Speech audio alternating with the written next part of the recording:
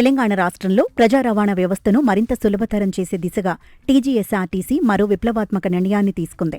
Bus ప్రయాణికులకు ఇంటి నుంచి బస్టాప్ వరకు, బస్సు దిగిన తర్వాత గమ్యస్థానం వరకు ఎలాంటి ఆటంకాలు లేకుండా ప్రయాణాన్ని కొనసాగించేందుకు first mile to last mile connectivity విధానాన్ని అమలు చేయనుంది. ఇందులో భాగంగా త్వరలోనే రాష్ట్రంలో అధునాతన ఎలక్ట్రిక్ ఆటోలను ప్రవేశపెట్టేందుకు సంస్థ సన్నాహాలు వేగవంతం చేసింది. ఆ మేరకు ఇప్పటికే ప్రముఖ ఎలక్ట్రిక్ ఆటో తయారీ కంపెనీలతో ఆర్టీసీ ఉన్నతాధికారులు నిరంతరం చర్చలు జరుపుతున్నారు. ప్రస్తుతం నడుస్తున్న ఈ చర్చలు కొలిక్కి వచ్చిన వెంటనే ఈ ఆటోలు రోడ్డెక్కనున్నాయని సమాచారం. ప్రజా రవాణాను పటిష్టం చేయటంలో ఆర్టీసీ తీసుకున్న ఈ నిర్ణయం భవిష్యత్తులో ఒక కీలక మైలురాయిగా నిలుస్తుందని రవాణా రంగ నిపుణులు అభిప్రాయపడుతున్నారు.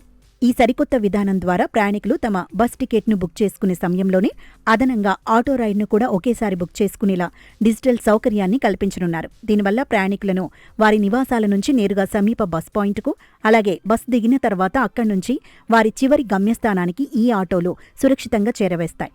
ఫలితంగా ప్రయాణికులకు అనవసర నిరీక్షణ తగ్గటంతో పాటు విలువైన సమయం కూడా గణనీయంగా ఆదా అవుతుంది.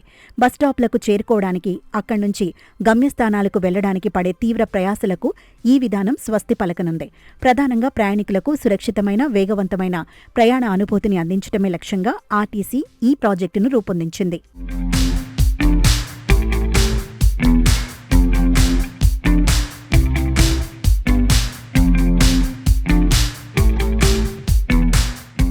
ఈ ఎలక్ట్రిక్ ఆటో సేవలను ప్రయోగాత్మకంగా తొలుత గ్రేటర్ హైదరాబాద్ పరిధిలో ప్రారంభించాలని అధికారులు తుది నిర్ణయం తీసుకున్నారు.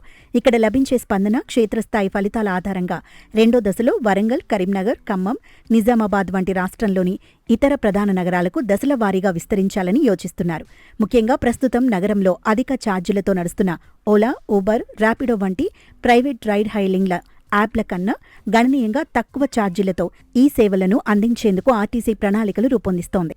ఈ సరసమైన ధరల నిర్ణయం వల్ల నగరవాసులకు ఆర్థికంగా పెద్ద ఊరట లభించనుంది. ముఖ్యంగా హైదరాబాద్ శివారు ప్రాంతాలైన ఎల్బీనగర్, ఉప్పల్, మియాపూర్, పటాన్చెరు, శంషాబాద్, ఘట్కేసర్ వంటి కనెక్టివిటీ సమస్యలున్న ప్రాంతాల ప్రజలకు ఈ నిర్ణయం ఎంతో ప్రయోజనకరంగా మారనుంది.